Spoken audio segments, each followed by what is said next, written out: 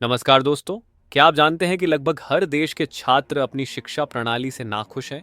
चाहे आप भारत से हों या किसी अन्य देश से, शिक्षा में कुछ ऐसी समस्याएं हैं जो छात्रों को परेशान करती हैं। तो आज हम उन समस्याओं के बारे में बात करेंगे जो लगभग हर छात्र के मन में होती हैं। In the book, I detail that half the jobs don't require a college degree. So Okay. it's a 50% chance. You also are filled with really bad ideas, and that not even every kid that goes to college will graduate. So it all depends. But I think that if you look at the amount of money that you have to spend to go, the amount of time you spend here, and the ideas you have to endure, I do believe it is a scam. Bharat के education system में दो कमी है, ना education है ना system है। देखो, साइंस हर जगह है, हर जगह। लेकिन लॉर्ड मैकाले को जब 1861 में भारत में शिक्षा व्यवस्था सौंपा गया था, उसने कहा था कि भारतीयों को इस तरह से शिक्षा व्यवस्था दीजिए कि इन्हें एहसास भी न हो कि इन्हें मजदूर बनाया जा रहा है। I think this is what our education system has done. Over just these 5 to 6 years in the education system, these creative children have turned into these teenagers that are unwilling to think outside of the box. इस तरह से शिक्षा व्यवस्था को स्वदेशी बनाना चाहते हैं। अभी जो शिक्षा हम लेते हैं वो मैकॉले की है। मैकॉले ने जो पाठ्यक्रम तय किया वही हम पढ़ते हैं, और दुर्भाग्य से मैकॉले जो पाठ्यक्रम हमको दे गया वो इतना रद्दी और बेकार का है जो जिंदगी में कभी काम नहीं आता।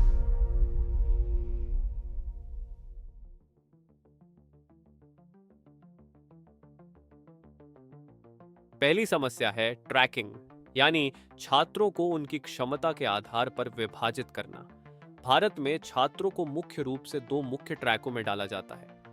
एक नौकरी आधारित जैसे कि इंजीनियरिंग या मेडिकल, और दूसरा सरकारी प्रशासन जैसे कि सिविल सर्विसेज। यह प्रणाली छात्रों को एक निश्चित रास्ते पर धकेल देती है जो उनके भविष्य के अवसरों को सीमित कर देती है। जैसे एक छात्र जो कला या खेलों में अच्छा है, वो सिर्फ इसलिए उन्हें आगे बढ़ने का मौका नहीं मिलता क्योंकि वह एक विशेष क्षेत्र में अच्छा नहीं करता।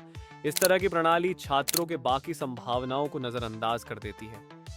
दूसरी बड़ी समस्या है रोट लर्निंग, यानी छात्रों को सिर्फ फैक्ट्स और फॉर्मूलाज याद करने पर जोर दिया जाता है बजाय इसके कि उन्हें सोचने और विश्लेषणात्मक क्षमता विकसित करने का मौका मिले।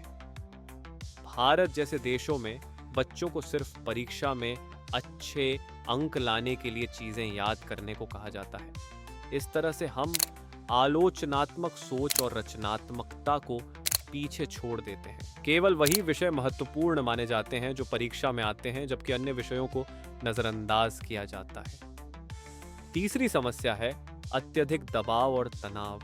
भारत में छात्रों को प्रतियोगी परीक्षाओं जैसे जेईई, नीट के लिए बहुत अधिक दबाव झेलना पड़ता है, और यह दबाव सिर्फ माता पिता और समाज की उम्मीदों से बढ़ता है। इससे छात्रों में मानसिक तनाव, चिंता और यहाँ तक कि अवसाद जैसे मुद्दे उत्पन्न होते हैं। हर किसी को एक ही रास्ते पर दौड़ने की अपेक्षा होती है, जबकि छात्रों की मानसिक स्थिति की कोई बात नहीं करता। यह प्रणाली छात्रों को सिर्फ नंबरों के रूप में देखती है, न कि उनके व्यक्तित्व और मानसिक स्वास्थ्य को।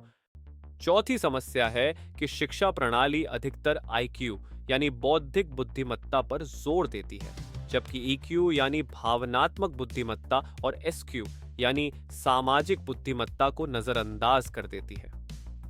परीक्षाओं में अच्छे अंक लाने के लिए आईक्यू पर अधिक ध्यान दिया जाता है, जबकि भावनात्मक और सामाजिक बुद्धिमत्ता जैसे महत्वपूर्ण पहलुओं को नजरअंदाज किया जाता है। इसका मतलब यह है कि जो छात्र संवाद करने में अच्छे हैं या जिनमें नेतृत्व के गुण हैं, उन्हें उचित मान्यता नहीं मिलती। अब बात करते हैं एक और महत्वपूर्ण मुद्दे की, जो भारत में खासकर देखा जाता है, नवाचार और जोखिम लेने के लिए अनुकूल वातावरण का अभाव। भारत में छात्रों को हमेशा सुरक्षित और पारंपरिक रास्ते अपनाने के लिए प्रोत्साहित किया जाता है, जैसे इंजीनियरिंग, मेडिकल और सरकारी नौकरियों की ओर। वहीं जो छात्र नया कुछ करना चाहते हैं, जैसे स्टार्टअप्स या नए तकनीकी क्षेत्रों में प्रवेश करना, उनके लिए पर्याप्त अवसर और समर्थन नहीं है।